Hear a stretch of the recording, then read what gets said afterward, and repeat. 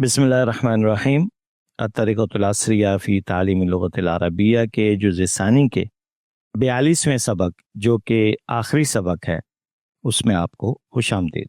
तफसीर से मुताल्लिक पिछले सबक में काफ़ी तफसीली गुफ्तगू हो गई थी, लिहाजा उसी तरतीब के ऊपर सूरे इखलास भी सामने आई है। इंशाअल्लाह इसको भी हम पढ़ेंगे और सीखेंगे।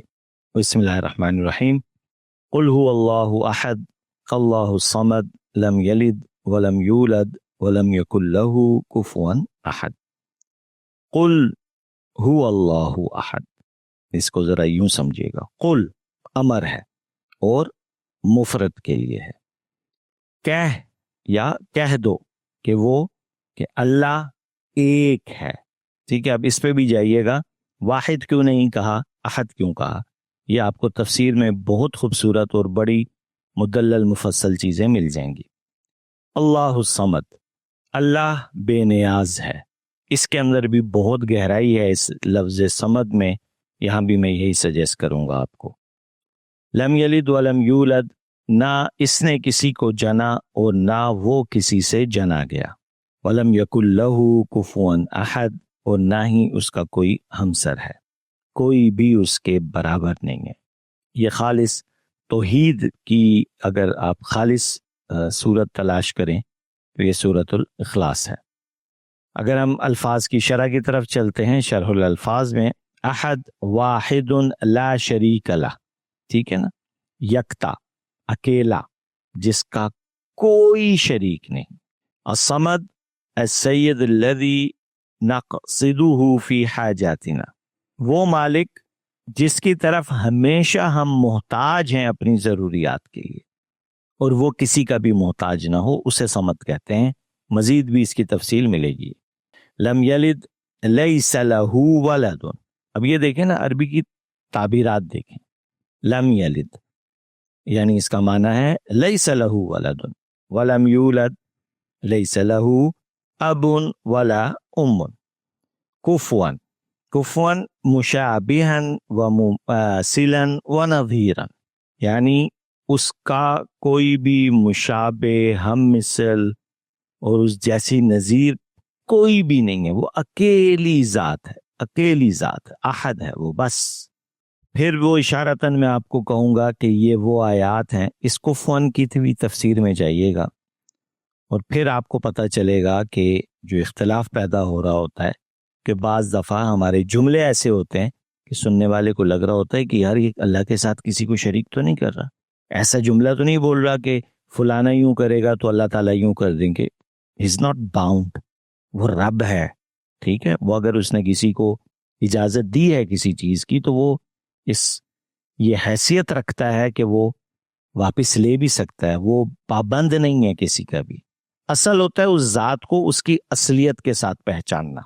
तो ये आप समझ लें कि ये तौहीद से भरी हुई एक आयत है ये। और अगर किसी शख्स में कमजोरी हो, वो महसूस करता हो कि नहीं यार मेरे ईमान में शायद कमजोरी है, तो इस सूरत को अगर आप कसरत से पढ़ें तो इंशाअल्लाह अल्लाह रब्बुल इज़्ज़त तौहीद की ताकत ज़रूर आपको अता फरमाएंगे। और इसकी तफसीर का लाजमी मुताला करें, गहराई से करें, बहुत कुछ बड़ा समंदर है इसमें। अब हम चलते हैं इसके आगे मुजमलुल माना में, यानी एक मुख्तसर सी अगर हम तफसीर देख लें तो वो ये है कि बल्लगन्नास या मोहम्मद, यानी जो कुल था ना, ये उसका माना है। ए मोहम्मद सल्लल्लाहु अलैहि वसल्लम, आप कह दीजिए, सल्लल्लाहु अलैहि वसल्लम हमारे लिए, अल्लाह के लिए नहीं है ये बोलना। मैं तर्जुमा बताते हुए एहतरामन जब हुजूर का नाम आ रहा है तो सल्लल्लाहु अलैहि वसल्लम पढ़ रहा हूं मैं, ये चीज भी ध्यान में रखिएगा। ए मोहम्मद कह दीजिए, लोगों तक पहुंचा दीजिए इस बात को कि बेशक अल्लाह एक है, अकेला है, उसका कोई शरीक नहीं। और वो ये कि है वो ऐसा मालिक है कि बंदे किसी वास्ते वाले और शिफात करने वाले के बगैर अपनी ज़रूरतों के पूरा करने में उसकी पनाह लेते हैं, और ये कि इसका कोई शबीह और मिसल नहीं।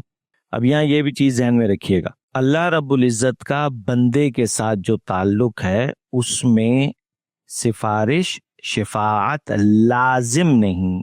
इस जुमले से न सिफारिश का इनकार है न शिफाअत का इनकार है। यहाँ समझना ये है کہ جو ایک کانسیپٹ عوام میں ہے کہ جی میں تو بہت گنہگار ہوں، فلانے کو بولوں گا دعا کرے گا وغیرہ وغیرہ. اب سمجھیے گا، اگر آپ اتنے ہی گنہگار ہیں، ٹھیک ہے، فرض کریں آپ ناپسندیدہ بندے ہیں، تو آپ کا کیا خیال ہے سفارش کرنے والا آپ کی وجہ سے اپنی وہ حیثیت خراب کرے گا؟ اور اگر ناپسندیدہ ہیں تو آپ کا کیا خیال ہے کہ وہ سفارش کرنے والا 2 منٹ کے لیے اس نے بات رکھ بھی تھی، تو اللہ کیوں باؤنڈ ہیں کہ ہر بات سنیں؟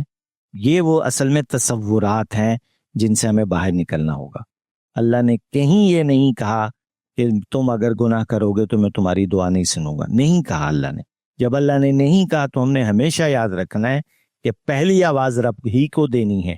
ہاں باقی نیک لوگ ملتے ہیں، ہم بولتے ہیں جی میں بھی دعا کر رہا ہوں، توبہ بھی کر رہا ہوں، آپ بھی میرے لیے دعا کریں. یس، اس میں کوئی پرابلم نہیں ہے. پرابلم یہاں آتی ہے کہ جب ہم اللہ کو چھوڑ دیتے ہیں اور اللہ کی مخلوق پہ ٹیک لے لیتے ہیں ٹوٹل، یہاں وہ مزید ناراض ہو جاتا ہے کہ جب میں نے کہا ہے کہ مجھ سے مانگو، مجھ سے کیوں نہیں مانگ رہے ہو؟ تو اس چیز کو سمجھنا ہوگا ہمیں. اس کے بعد ہے جی الارشاد و تادیب. اب اس صورت سے کیا کیا عقائد نکلتے ہیں؟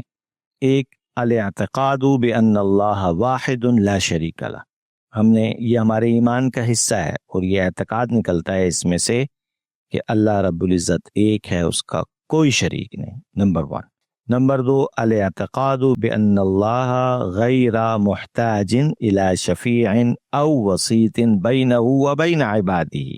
ٹھیک، یہ اعتقاد نکلتا ہے کہ اللہ اپنے اور اپنے بندے کے درمیان کسی شفاعت یا سفارش یا واسطے کا محتاج نہیں. اس پوائنٹ کو ذہن میں رکھیے گا، محتاج نہیں ہے.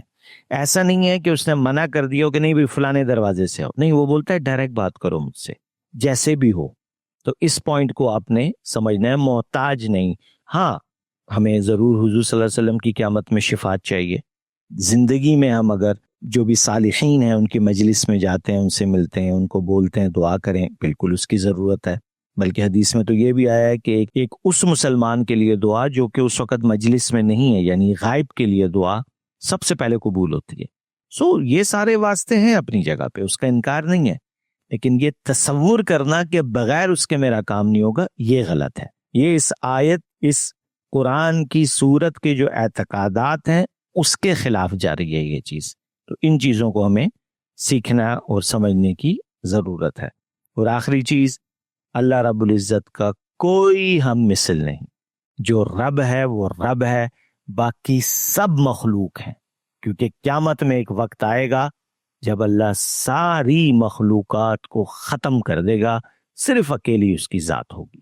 تو یہ جو ہم نے بہت سارے تصورات بنائے ہوئے ہیں، جس کو سن کے نعوذ باللہ جو میں فیل کرتا ہوں کہ ہم نے اللہ کی ذات کو بہت زیادہ انڈر اسٹیمیٹ کیا ہوا ہے، جو کہ توحید کے کانسیپٹ کے خلاف ہے. یہ کیونکہ یہ ہم نے ذہن میں رکھنا ہے، آپ صلی اللہ علیہ وسلم اللہ کے رسول ہیں، اللہ کے رسول ہیں. رسالت کس نے دی؟ اللہ نے دی. حضور کی نسبت کس کی طرف جا رہی ہے؟ اللہ کی طرف جا رہی ہے.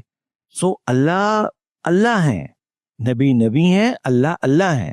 ہم کبھی کبھار ناسمجھی میں ایسے جملے بول جاتے ہیں یا ایسی عبارتیں ہمارے منہ سے نکل جاتی ہیں جس سے ہمیں فیل ہو رہا ہوتا ہے کہ نعوذ باللہ حضور صلی اللہ علیہ وسلم اگر یہ کہیں گے تو اللہ انکار نہیں کریں گے. اللہ نہ کریں انکار، یہ ان کی مرضی. اللہ نے کہیں نہیں کہا اس بات کو. لہٰذا یہ میں خود بھی بہت ڈرتے ہوئے یہ ساری چیزیں آپ کے ساتھ شیئر کر رہا ہوں. یہ بہت حساس چیپٹر ہے اسلام کا. یہ جو قرآن کے اندر جو ہمیں اعتقادات ملتے ہیں، یہی وہ چیزیں جو ہمیں ایمان دیتی ہیں اور اس کے نتیجے میں ہم اپنے آپ کو مسلمان کہہ رہے ہوتے ہیں. اسی طریقے سے ہم نے یہ بھی اعتقاد رکھنا ہے کہ اللہ رب العزت کی کوئی اولاد نہیں اور نہ ہی آپ کے کوئی ماں باپ ہیں، کیونکہ یہ وہ اعتقاد عیسائی حضرات نے رکھا ہوا ہے. تو اللہ نے اس کا بھی جواب دیا کہ وہ غلط کہتے ہیں، الزام لگاتے ہیں. لیکن ایک مسلمان کا بالکل یہ اعتقاد ہے کہ اللہ رب العزت وحدہ لا شریک ہیں، وہ کسی سے پیدا نہیں ہوئے اور نہ ہی ان سے کوئی پیدا ہوا. اور آخری چیز یہی ہے کہ اللہ کے مماثلت، مشابہت، نظیر کوئی بھی اس کی مخلوقات میں سے نہیں ہے. اللہ ہے، تنہا ہے، واحد ہے، احد ہے. تو الحمدللہ جی، ہمارا سبق مکمل ہوا. میں اللہ رب العزت کا انتہائی مشکور ہوں کہ اس نے مجھے توفیق دی. ایک تصور تھا اور 2 سال سے ذہن میں چل رہا تھا. ہدف بھی بہت مشکل تھا.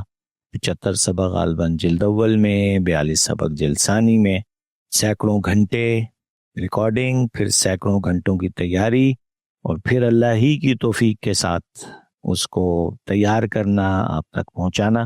صرف ایک مقصد تھا کہ ایک چیز ڈیجیٹلی بھی سامنے آ جائے اور میرے لیے ایک صدقہ جاریہ بن جائے جب تک آن لائن مختلف پلیٹ فارمز پہ یہ اویلیبل ہے، اور لوگ اس سے عربی سیکھیں، حدیث کو سمجھیں، قرآن کو سمجھیں، اور اصل جو تفاسیر ہیں ان تک ایکسیس ہو سکے ان کی. اور یہ ایک ابتدائی درجے کی بہت مناسب کتاب ہے. میں سمجھتا ہوں کہ اگر کوئی شخص اس کے ٹولز کو یاد کر لے تو آپ سمجھ لیں کہ اس کو صرف ویکیبلری کی ضرورت رہ جاتی ہے کہ بہت سارے نئے الفاظ ہوتے ہیں وہ کس طریقے سے اس نے ان کو حاصل کرنا ہے، ورنہ ان کو جوڑ کے اپنی بات بیان کرنی. جو شخص ان 2 کتابوں کو پڑھ لے اس میں سمجھتا ہوں کہ یہ صلاحیت پیدا ہو سکتی ہے. اللہ رب العزت جو بھی کمی کوتاہیاں ہوئیں، بے ادبیاں ہوئیں، میں دل کی گہرائیوں سے معافی مانگتا ہوں اپنے رب سے، اور دعا کرتا ہوں کہ اللہ رب العزت اسے میرے خاندان اور ہر سننے پڑھنے والے کے لیے صدقہ جاریہ بنائے. انشاءاللہ زندگی رہی تو پھر کسی نئی کتاب، نئے سبجیکٹ کے ساتھ دوبارہ کوشش کروں گا. اللہ سے مانگوں گا، دیکھتا ہوں دل میں کیا ڈالتے ہیں اللہ رب العزت، اور پھر دیکھیں گے. آج میں یہ نہیں کہوں گا کہ دوبارہ اگلے سبق میں حاضری ہوگی. ہاں، اگلے کسی نئے موضوع پہ ضرور حاضری ہوگی انشاءاللہ. لیکن جو بھی ہم نے پڑھایا اللہ اسے اپنی بارگاہ میں قبول کرے، اسے تمام مخلوقات کے لیے نفع کا سبب بنائے. جزاکم اللہ خیر. میری دعا ہے ہر اس پڑھنے سننے والے کے لیے کہ اللہ رب العزت اس کتاب کو، اس اپنی زبان کو اس راستے، اس وسیلے کے ذریعے کھول دے تاکہ وہ بھی دین کو بہتر سے بہتر انداز میں سمجھ سکے. السلام علیکم ورحمۃ اللہ وبرکاتہ.